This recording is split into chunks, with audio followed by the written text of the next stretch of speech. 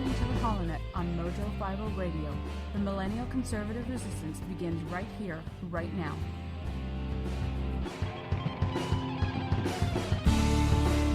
Oh, yes indeed, ladies and gentlemen, boys, girls, children of all ages. The new millennial conservative resistance does indeed begin right here, right now, with you! You are listening to, and damn, I hope you're watching the HoloNet on the mighty, the powerful Mojo 50 Radio.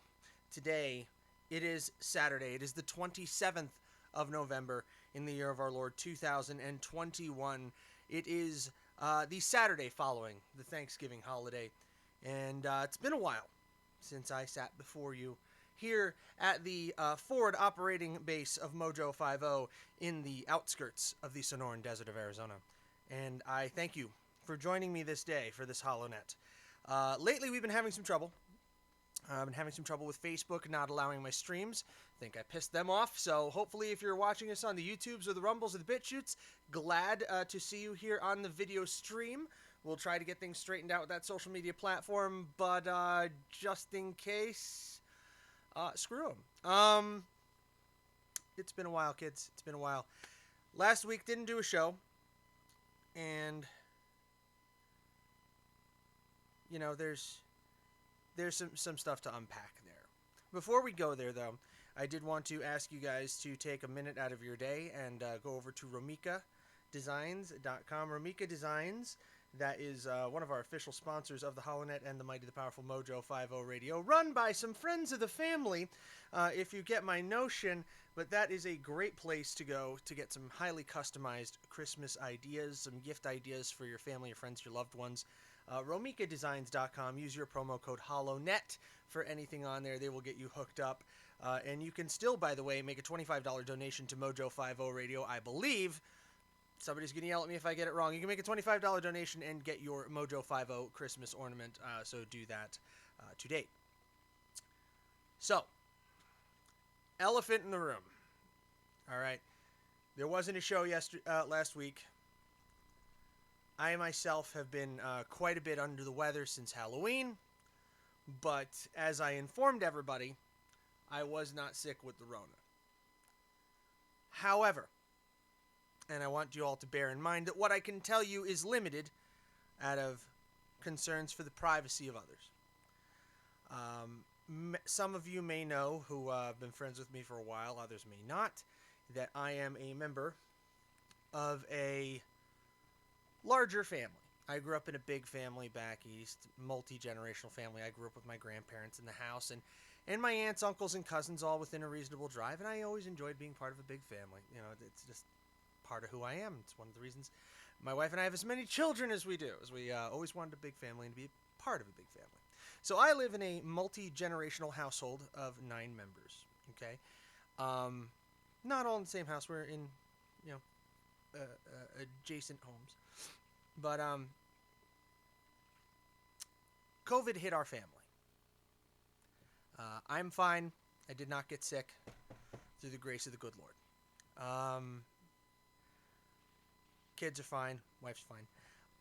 But without getting into too much detail, 3 members of our household were afflicted, and all 3 were hospitalized over the course of the past couple of weeks. And all 3, again, through the grace of the good Lord, are on their way to recovery.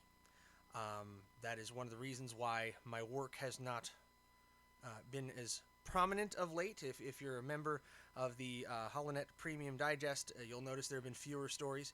That's one of the reasons. Another one of the reasons that the show wasn't done. I know last week I made the following statement. I said, "Hi everyone, if you heard last week's show, you know I sounded pretty ragged. Long story short, my family has been racked by illness in these last 2 weeks. We're working to get everyone fully recovered, and I'm struggling to keep my productivity up. Unfortunately, that means there will be no HoloNet, and a repeat of last week's show will air. Thank you all for your thoughts, prayers, well wishes you've sent on behalf of me and the whole family. God bless you. God bless the United States of America." So, if you're in the know, you're in the know. You know, a lot of you probably figured something was up, something like this. The reason that I put this before you today is because today's program has a lot to do with the latest developments of COVID-19 and COVID-19 variant Omicron. Not lure of the planet Omicron Persei 8, but COVID-19 variant Omicron, which should be variant G, XI in the Greek alphabet, because that was one of the ones up next. But apparently the WHO, the World Health Organization, out of concerns of it being correlated to China and President Xi Jinping, decided to skip over that and go to the scarier sounding Omicron variant. I wanted to talk to you about the developments surrounding this, what we're talking about here in the United States, what they're doing around the world, the amazing about face, and how something seems very, very wrong here. Okay? I am not going to make any fraudulent claims that COVID doesn't exist. I have secondhand experience. No, it stared me in the face. I've helped nurse loved ones back from the brink with this over the last 2 weeks. I haven't had it myself, but I suppose would you call that secondhand experience? Because secondhand experience is like you heard about it. I saw it. I have friggin' seen it. I have watched it. I have listened to it rasp for breath. I know that COVID is no joke. For people who are vulnerable, who have comorbidities, it is no joke. Just as pneumonia and influenza drop hundreds of thousands of people every year, they are no joke. Therefore, COVID is no joke. But I will tell you this, and I will tell you this with 100% intellectual honesty, and know that I love the people who I've been taking care of over the last 2 weeks, helping to take care of, very, very much. I understand the severity and the seriousness of what they've gone through. I will tell you this. I have had family members suffer strokes. I have had family members suffer pulmonary diseases, emphysema, COPD. I have had family members suffer heart disease and heart attacks, diabetes, broken hips, all manner of physical maladies and ailments. This is quick. It is scary. And I am becoming more convinced that COVID itself, it's almost, and again, this is a non-medical opinion, but it's almost like a variety of immunosuppressive diseases, such as rheumatoid arthritis or fibromyalgia, where or even the HIV virus. It's not sexually transmitted, get you, but where it weakens the body. And this is very often why we see died with COVID as opposed to died from COVID. Because it wasn't COVID that killed you, it was something else, but COVID was related. So I'm kind of getting hip to that a little bit. That, it might not have been COVID that put people in the box, but it was COVID that weakened them to get the disease that put them in the box. If that clicks. But we didn't give up our freedoms for influenza.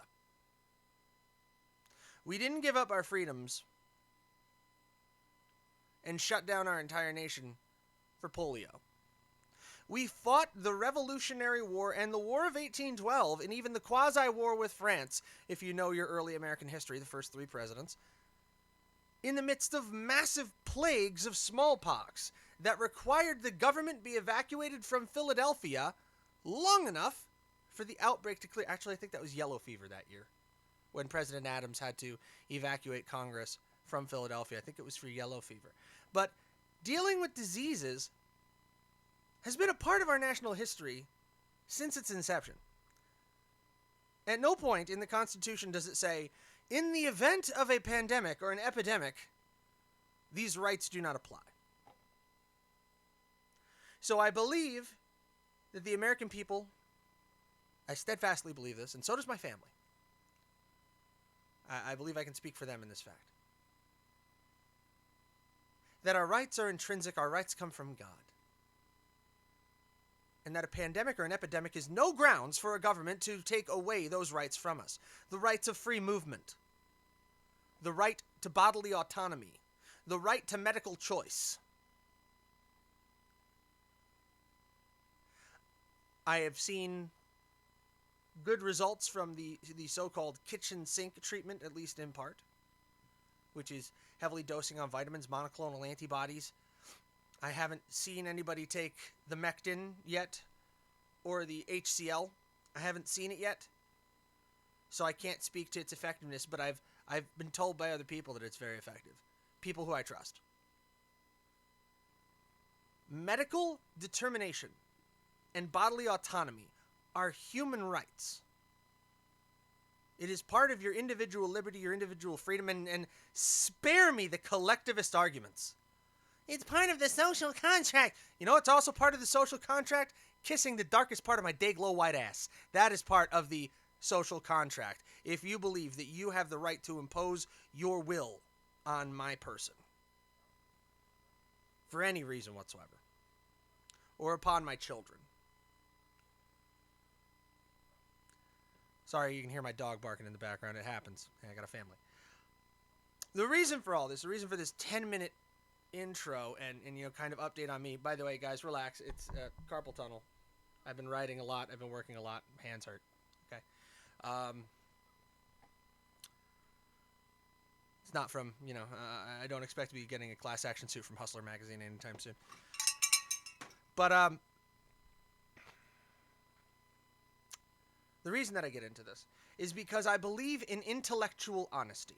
And right now, anytime you hear about a conservative or libertarian voice or anybody who is urging caution as we plunge headlong into into the medical excuse for authoritarianism, as we plunge headlong into that post-apocalyptic dystopian world. Anytime a conservative or dissenting voice has anything related to COVID, the knives come out online. Oh, bet you wish you got that vaccine now. Bet you wish you got that jab. Oh, with your last breath, are you gonna wish you got that jab? I have no time for things like that. I'm busy taking care of my family. I'm busy taking care of people. Should you wear a mask? Shouldn't you wear a mask? It is your personal choice. Should the government or businesses impose that you wear a mask? If a business wants to impose that you wear a mask, that is a business choice that they're making. They're free to make that business choice. I am free to patron or do not patronize that business as I see fit. But is it right for the government to impose masking mandates? No. No. Businesses can do what they will, and the invisible hand of the market will dictate. But it's about intellectual honesty, folks. And that is why I brought up what my family and I have been going through this past 2 weeks. About intellectual honesty because of the things that we're about to talk about today. Latest developments coming in from Africa, from specifically South Africa, are that there is a new variant of COVID-19, which is now being called by the WHO, not the great band from the 70s, but the World Health Organization, otherwise known as the medical arm of the CCP. South African scientists, the Epoch Time reports, discovered a new variant of COVID-19 they say might be behind the recent surge of infections in the country, resulting in panic across the world as countries fear the international spread of the highly mutated variation. South Africa was experiencing a rate of 200 new daily confirmed cases until recently, when the number suddenly spiked to 2,465 on Thursday. Scientists studied virus samples from the outbreak found mostly concentrated in the Gauteng and most populous province of the country, home to Johannesburg, and discovered the new variant that the WHO named Omicron on Friday. Quote, "Here is a mutation variant of serious concern," Health Minister Joe Fa'ala said at a meeting briefing Thursday. Fa'ala, I'm guessing, said the latest variant was behind the exponential rise of cases, but experts are still trying to confirm it, as establishing an actual connection takes time. Currently, there are no indications that the variant has arrived in the United States. That's important to remember for the conversation moving forward, okay? Most cases are still concentrated in South Africa, with others being reported in Botswana, Israel, and Hong Kong, where the infection was identified in travelers coming from South Africa. Belgium reported its first case of the variant on Friday. So what makes this so scary? South African scientist Tulio de Oliveira said Thursday in a media briefing that the Omicron variant has been discovered to have a unique constellation of greater than 30 mutations to its spike proteins, which is significantly higher than the previous Delta variant. As spike proteins bind to infected cells, a high number of mutations can affect how easily the variant spreads amongst the population. The variant, which started out being known as B11529, contained a total of 50 mutations. It is 10 mutations to the ACE2 receptor, which enables the virus to infect human cells, compared to 3 in the beta variant, the earliest prominent version, and 2 for the delta, according to De Oliveira. Okay, so it has more mutations. It appears to be more infective. However, we also have reports coming from South Africa that at this time, the variant of COVID appears to be milder. This is reported by Business Insider. The chair of the South African Medical Association says the Omicron cases are mild so far, but it's too soon to determine the risk of the severe disease. It only came out Friday. They only discovered it Friday. It's unknown at this time how severe it is. Okay? She says, it may be that it's highly transmissible, but so far the cases we're seeing are extremely mild, she told The Guardian. Scientists are waiting for more data to determine if it poses a greater public health threat than Delta. Now, already, from the word go, the UK has terminated all travel to South Africa. Fast, quick, and in a hurry. The Biden-Harris regime has slapped a full travel ban on South Africa and 7 other African countries.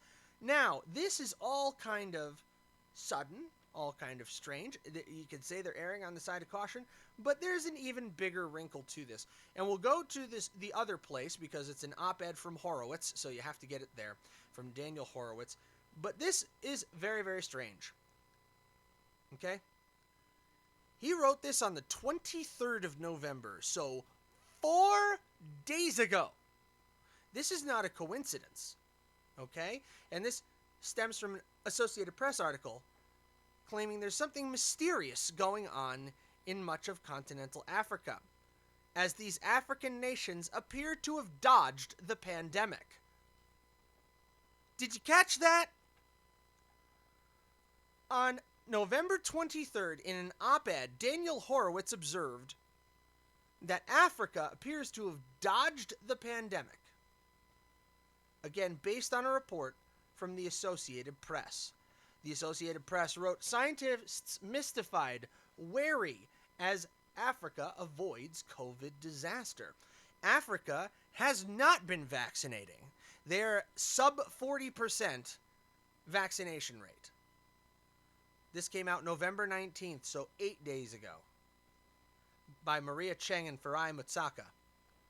In Harare, Zimbabwe, they wrote, at a busy market in a poor township outside Harare this week, Nyasha Nadeau kept his mask in his pocket. Don't we all? As hundreds of other people, mostly unmasked, jostled to buy and sell fruit and vegetables displayed on wooden tables and plastic sheets. As in much of Zimbabwe, here the coronavirus is quickly being relegated to the past, as political rallies, concerts, and home gatherings have returned. COVID-19 is gone. When did you last hear of anyone who has died of COVID-19? Ndao said. The mask is to protect my pocket, he said. The police demand bribes, so I lose money if I don't move around with a mask. Zimbabwe earlier this week recorded just 33 new cases and 0 deaths, in line with a recent fall of the disease across the continent, where the World Health Organization showed that infections have been dropping since July. When the coronavirus first emerged last year, health officials feared the pandemic would sweep across Africa, killing millions. Although it's still unclear what the COVID-19 ultimate toll will be, the catastrophic scenario has yet to materialize in Zimbabwe or much of the continent.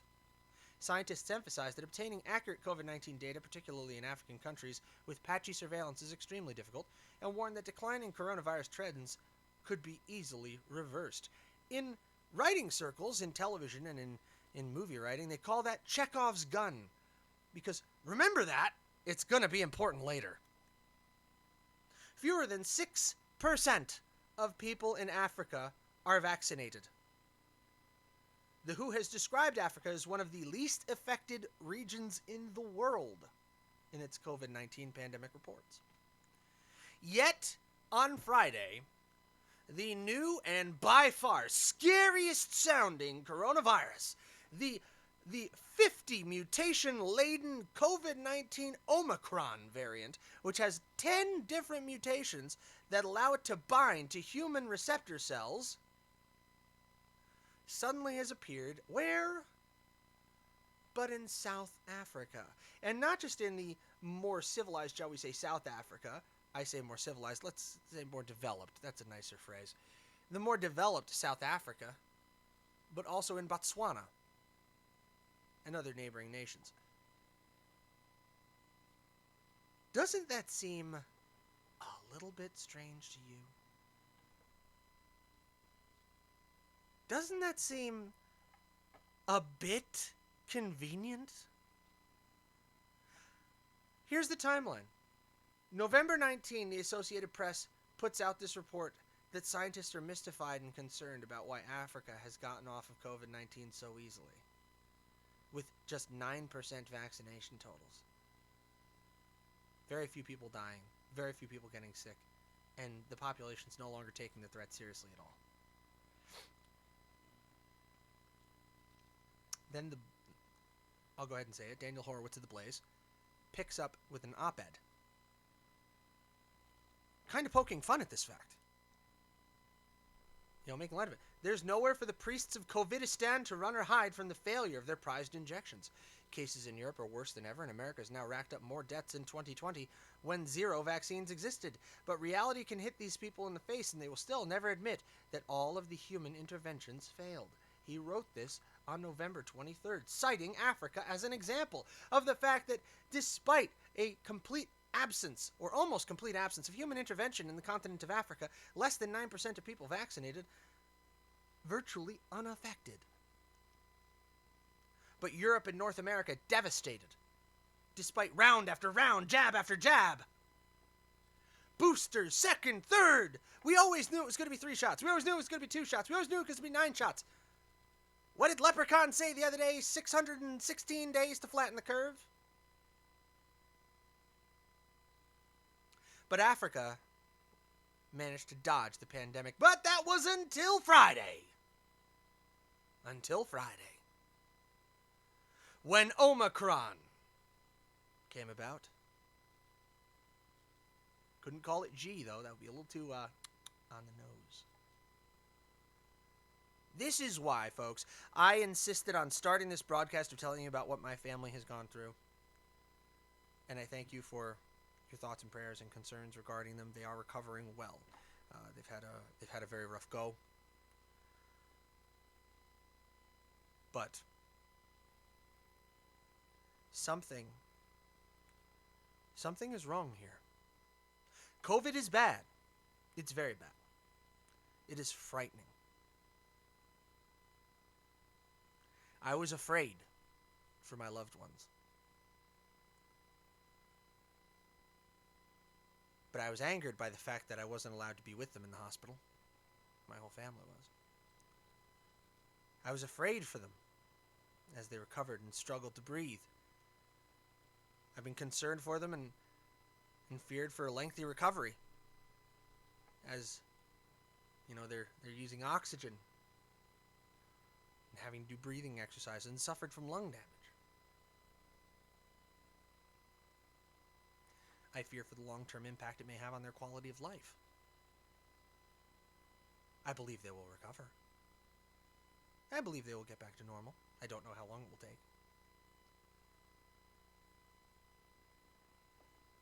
But something still is terribly wrong.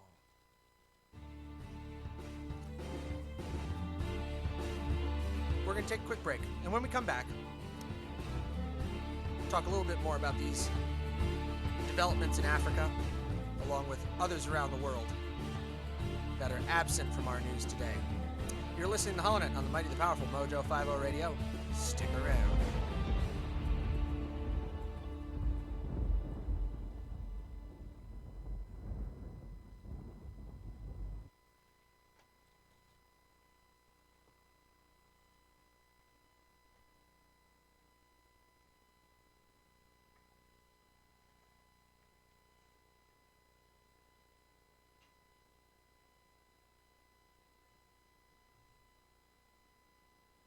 got my Mojo 50. I got my mojo working out. Live free. I got my mojo working. I got my mojo working out. But it just won't work on you. I got my mojo working. But I just don't know what to do, y'all.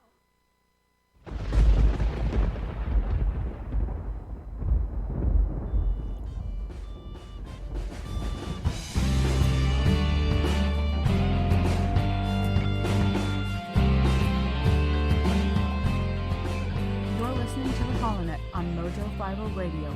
The Millennial Conservative Resistance begins right here, right now. And we're back. You're listening to the Holonet on the mighty and powerful Mojo 50 Radio. Thank you for sticking around through the break. And wanted to put this story up here for you. One note that Horowitz draws is that there are two medications that are frequently and widely distributed through Africa that potentially pharmaceutical companies and governments don't really want us to talk about, the World Health Organization being more or less both of those at this point. There's a drug that starts with an I and a drug that starts with an H that we're not allowed to talk about. They're verboten. They're probably one of the reasons why you're not watching this on Facebook right now and why you probably won't be watching it on YouTube for very long.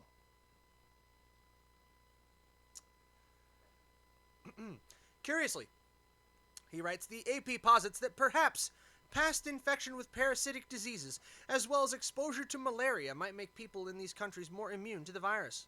On Friday, researchers working in Uganda said they found COVID-19 patients with high rates of exposure to malaria were less likely to suffer severe disease or death than people with little history of the disease.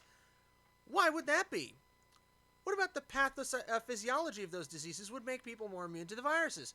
After all, we've been lectured by those so vociferously against hydroxychloroquine and ivermectin that there can't possibly be a cross-relation between immune response to parasitic infection and the response to viral infection. Could it possibly be that those countries happen to constantly treat themselves with drugs like that one that begins with the I and the one that begins with the H? Since 1987, Merck has been funneling several 100 million doses of ivermectin per year through the Mectizin donation program, which includes all of these Central African countries. How are the Mectizin countries doing? Oh, well, obviously there are multiple factors involved in the success of these countries, likely including their lack of international travel. However, it is laughable for the media to entertain parasitic infections as a contributing factor without mentioning the two drugs being used to treat COVID that are commonly used in these countries to treat parasitic infections. I can't speak to this from a first-person perspective or even from a second-person perspective because I haven't seen the results myself in person. However, I have on very good authority, and we have, collectively, information from the likes of independent journalist Tim Pool of Timcast and Joe Rogan of the Joe Rogan podcast that the quote-unquote kitchen sink methodology, the same similar to that employed by President Trump during his time in office when he was afflicted, seems to be very effective, albeit expensive. The combination of monoclonal antibodies, Z-Pak, azithromycin, with steroids to reduce swelling in the lungs and inflammation, combined with high-dose vitamin. I believe they actually used IV vitamin infusion to enrich the body with as many vitamins as possible, coinciding with dosage of ivermectin and hydroxychloroquine. This is the so-called kitchen sink treatment, so named because you're hitting it with everything but that particular kitchen accoutrement. We used to believe in a right to try. Right to try legislation is something that was actually spearheaded under the Trump administration, not for COVID, but for other illnesses like rare cancers, where there were experimental treatments out there. I seem to recall one where minute amounts of gold are actually injected into the bloodstream in order to target leukemia, I believe it was, and this is combined with bombarding the body with a certain frequency of radio waves, which causes it to heat, and individually only targets the cancer cells, and they die. Correct me if I'm wrong. I think I heard about that one from Glenn Beck about 10 years ago. But the right to try legislation suddenly doesn't seem to apply to COVID-19. Or the right to explore alternate treatments. Indeed, from this commentator's perspective, and let me know in the comments if you share this view, it seems that the pharmaceutical apparatus of the world and the governments of the world have been so obsessed with attempting to eradicate COVID-19 through vaccination that the very concept of treating it seems to have flown straight out the window. Or at least suffered from a lack of research and development resources being pushed toward it. Everything has been put toward, get the vax, get the vax, get the vax, get the vax, get the vax. It's mRNA, it's not really a vaccination. Shut up, it's a vax. However, studies into the effectiveness of ivermectin, hydroxychloroquine, and the ineffectiveness, apparently, of things like remdesivir, which is a broad-spectrum antiviral. There's still a lot of question marks there. And it seems like if we put as much focus into treating the people that already have the disease as we did to trying to prevent its spread, which as a species, as a culture, as a world, we have spectacularly failed at. If we put at least as much effort into trying to treat it, I think there would be more people alive today who actually got the disease. Sorry again about the sound of the dogs. Links will be in the description to the Associated Press story and also to Daniel Horowitz op-ed. But other news from the African continent is giving us some pause here. The government of South Africa, which is falling apart at the hinges, the wheels are coming off of the ANG government, the revolutionary government once of Nelson Mandela, which in recent months has enacted a policy of stealing farmland. They call it land reform, but they're stealing farmland from the rightful owners, some who've held it for generations, without compensation. They've had massive riots, the highest unemployment you would ever see. It's like 33% unemployment. It's insane. But now they're screaming because the travel bans, which have been imposed by the Biden-Harris regime, they're saying that they are unjustified.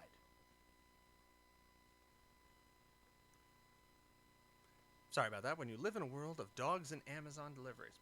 Okay. Yes. South Africa said on Friday that imposing restrictions on travelers from the country because of the newly identified COVID-19 variant was unjustified after a British ban on flights from southern African countries that others have followed.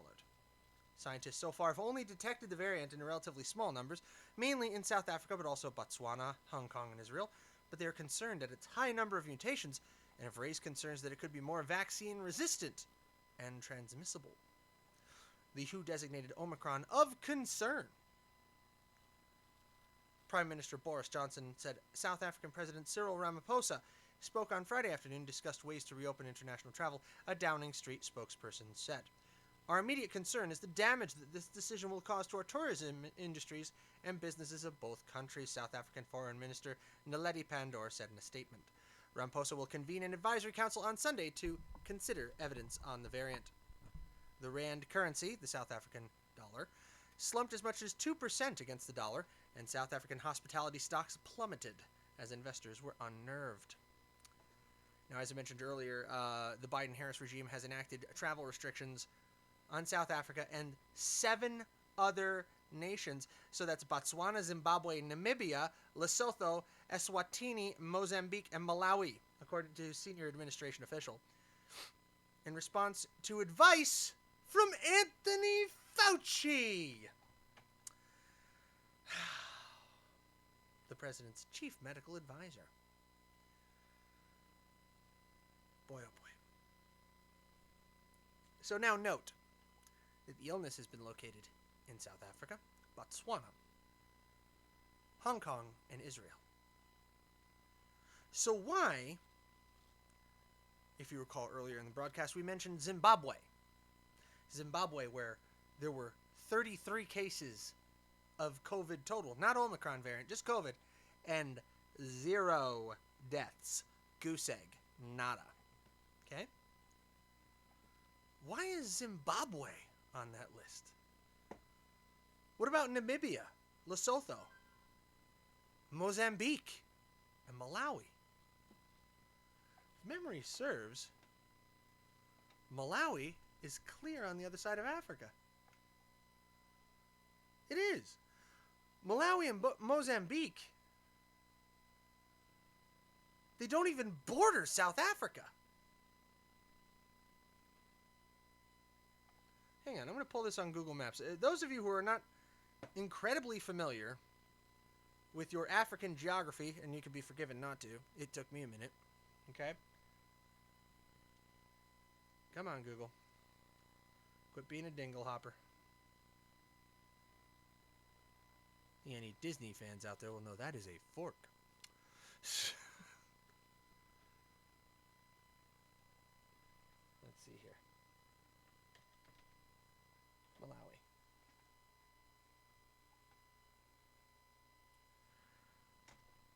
Okay, while we're waiting for that, as I devastate my poor desktop computer,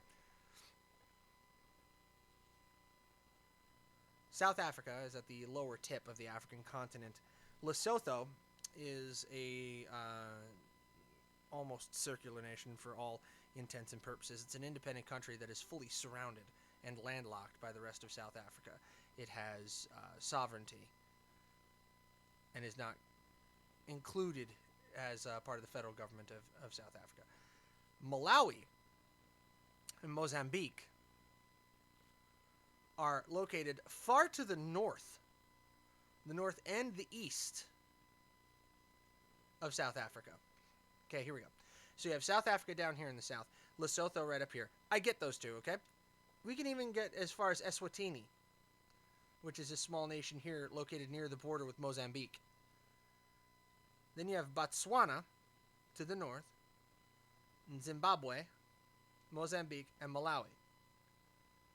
So, essentially, the Biden-Harris regime has placed a blanket ban on the 7 most southeasterly nations of the African continent. Now, to give you a concept of scale here, okay? We're going to go from, Johannesburg is pretty central in South Africa, I believe.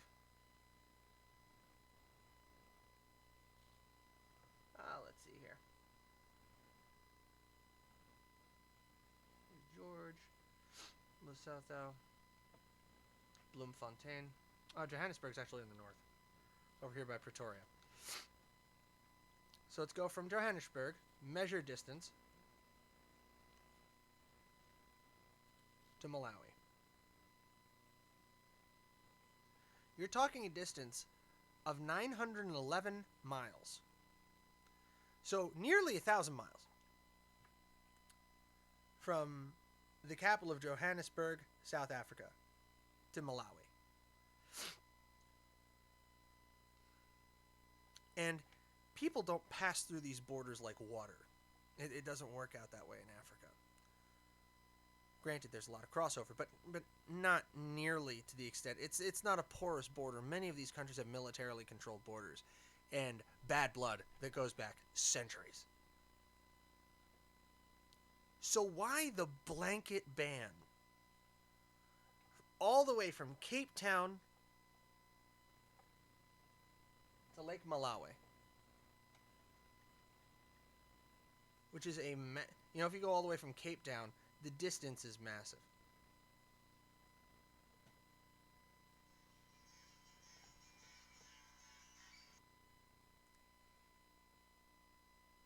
Well, yeah, this is going to be the show of constant interruptions. That's the thing that happens. By the way, in case you were wondering, that was a particularly awesome electric fingerpick method guitar rendition of Go Go Power Rangers, because I'm a nerd, and that was popular when I was a kid. But anyway, the absolutely ridiculous blanket ban on pretty much the entire southern quarter of Africa, an area where COVID-19 has not hit particularly hard, and where this new Omicron variant has come out in extremely small numbers. Doesn't this seem like a little bit of a knee-jerk reaction? And doesn't it seem awfully curious in the timing, as mentioned at the bottom of the hour?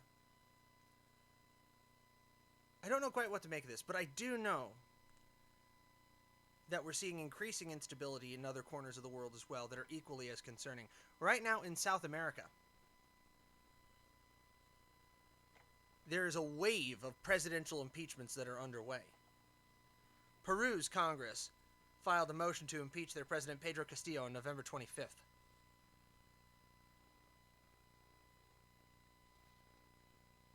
Ecuador has seen a similar event right now, where their President Lasso, the first right-wing leader in 14 years, emblematic of the departure of corruption and scandals of the former Democratic Socialist President Rafael Correa. Correa was sentenced to 8 years in prison for bribery in September 2020. This story by Autumn Spreadman, by the way. So we have a rash of impeachments taking place in South America right now, and a massive shift away from Democrat socialist governments who are being knocked down and dragged out under scandals and corruption left and right. Then we have another piece that came across the desk from Epic Times. Ukraine's president now claiming that a Russian-backed coup plot involving a key Ukrainian oligarch took place. Ukrainian President Volodymyr Zelensky told reporters November 26th, after a press briefing in Kiev, that his country's intelligence services uncovered plans for a Russian-backed coup, prompting the Kremlin to deny the allegations. Zelensky claimed at the briefing that Ukrainian intelligence unearthed evidence of an imminent coup plot planned for December 1st or 2nd, calling the development important. The Ukrainian gift for understatement continues. He added, in addition to the coup threat assessment by Ukrainian intelligence, audio recordings emerged of an alleged meeting between Russian and Ukrainian officials discussing plans for the coup, which was alleged to be funded by one of Ukraine's richest oligarchs, Rinat Akhmetov. I think they're trying to set up Akhmetov, the Ukrainian president said. I think that this is an operation that they're trying to drag him into a war against Ukraine, Zelensky added, with his remarks, coming in the context of the Russian military buildup near the border with Ukraine, sparking fears of a possible military invasion. Calling Akhmetov's alleged involvement a great mistake, Zelensky said he would not, unlike his ousted predecessor Viktor Yanukovych, flee the country if push comes to shove. Akhmetov, whose fortune is estimated to be around $7.5 billion, called Zelensky's allegations an absolute lie. Whew! Oh, baby. Doesn't it seem like 2021 is just fitting to go out with a bang? Or 2022 to start with one? 2022 is bound to be one of the most fundamentally earth-shattering elections in the history of the United States.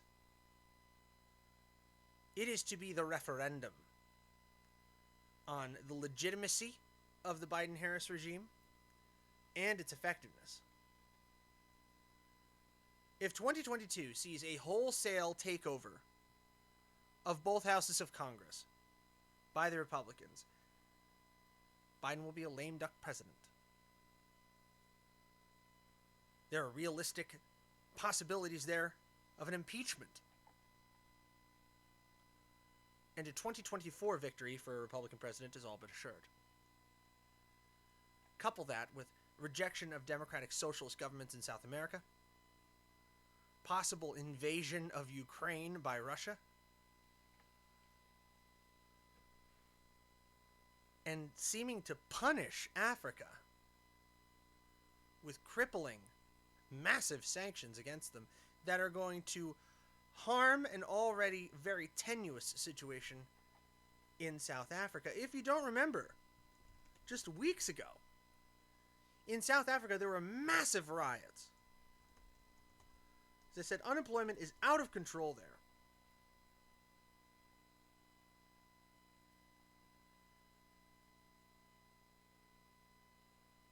Hang on, I'm just trying to pull it up.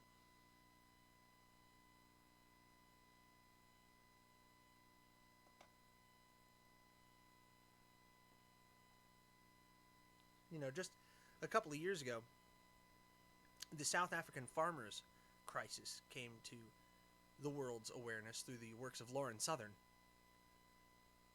And media outlets like Vox reached a new low, saying the plight of South American farmers was irrelevant. Video emerged a couple of months back of South Africans having to defend themselves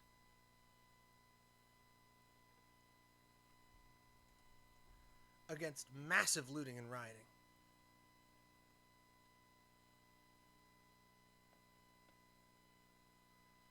See, I believe that was in June.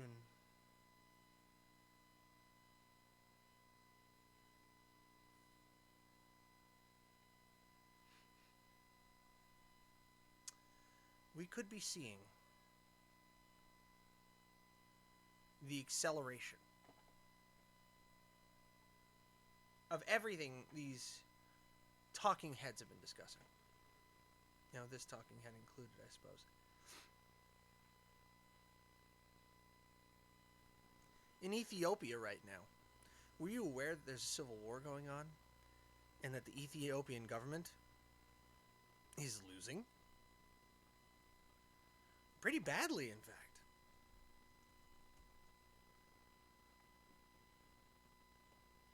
I wrote on November 9th for the GOP Times. Due to increasing armed conflict and civil unrest spreading through the nation, the United States has ordered all non-emergency government employees in Ethiopia to leave the East African country immediately.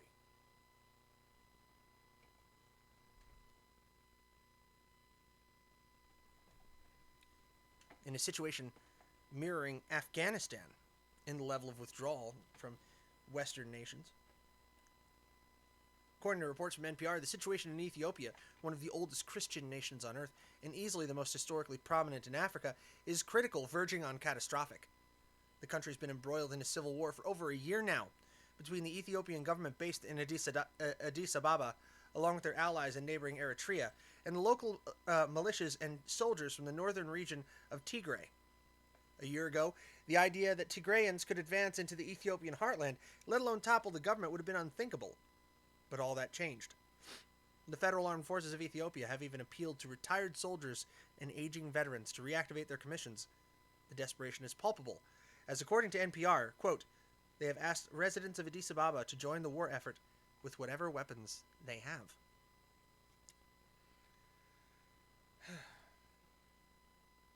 In so many places right now, it appears that the world is coming apart at the seams, and the United States, we're blind and deaf to it. Because as is typical to us, we're so wrapped up in our own comings and goings, on our own nation verging on imminent self-destruction, on the Rittenhouse trial, on the Travis Michael trial. I believe it was Travis Michael was found guilty of murdering Ahmaud Arbery. All of the other massive, racially charged trials here in the United States. And the will they, won't they of rioting. Is there going to be mass rioting? You have massive looting. Yes, I'm going to call it looting, which is spreading throughout California. You had a man in the Midwest, I believe it was in Illinois, was attacked by 30 to 40 members of a dirt bike gang and was beaten within an inch of his life, an 80-year-old man. That was in the news this morning. You have lawlessness spreading throughout the countryside. And, in Portland, Antifa is getting on Twitter crying and screaming about the Rittenhouse precedent and how they're no longer safe when they go out and protest. It wasn't safe to go protest in Portland anyway, because the odds are you were going to get shot by Antifa. Just as happened in the Chaz or the Chop or whatever the hell they felt like calling it that day. Now they're scared. And when they're afraid, they will find any excuse they can to take away our rights to defend ourselves. The right of the American people to be secure in our homes, in our businesses, in our property, our right to keep and bear arms is at the greatest risk it's ever been. Right now is the most dangerous time in the history of American politics, and we are at the highest risk for mass civil unrest and indeed insurrection, true insurrection, not the BS that they're talking about with January 6th, but true insurrection and, yes, civil war. The most dangerous it's been since the 1800s. By the way, apropos of nothing, might be a good time to go over to preparewithmojo50.com. Preparewithmojo50.com, because we believe in preparedness and not panic. And you can pick up your 4-week food supply or your 1-month food supply. Strongly recommend that you do so. I have it. Many people I know have it. It's just a good idea to stock up. So that way you can be of benefit to your family, your friends. You can take care of the people around you. Surround yourself with like-minded people, because we don't know what's going to happen. This was a little glimpse today of what happens in the world when America is otherwise engaged, or shall I say disengaged from the world. When we're too busy handling our own internal squabbles and strives. That's when China and Russia get to run roughshod over their neighbors. That's when China gets to lean hard on Taiwan and gets to muscle their way into the South China Sea. That's when the UN and the EU step on Africa. It's when South America is starting to come apart at the seams as well. A world where the United States is divided within itself is a very dangerous world. A world where the United States is strong and a God-fearing nation and a constitutional nation. One that is certain of itself and at peace within itself is a safer world. But from all indications that I've seen, going into 2022, we're going into a more dangerous country and a more dangerous world. So it's the right time of year to be thankful for what we have, for the blessings that we've been given, for everything that we've been handed, for the graces that we've been given, for the protection that has been enshrouded over our nation.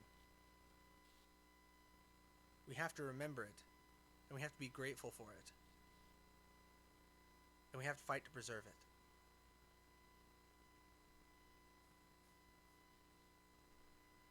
The big news from the Daily Caller is that the president of Ethiopia, a former soldier, is now joining his troops on the front line. It's a traditional thing in Ethiopia. Hell, their emperor died doing it in 1889, on the front lines with his own troops. The president of Chad did so this past year. But we need to reach within ourselves and find that kind of leadership. I'm not saying he's a good man, but what I will say is, at least you know where he stands. That music means our time is up today. So I'll tell you good night. God bless you. God bless the United States of America from Phoenix. This is Matt Holloway. End transmission.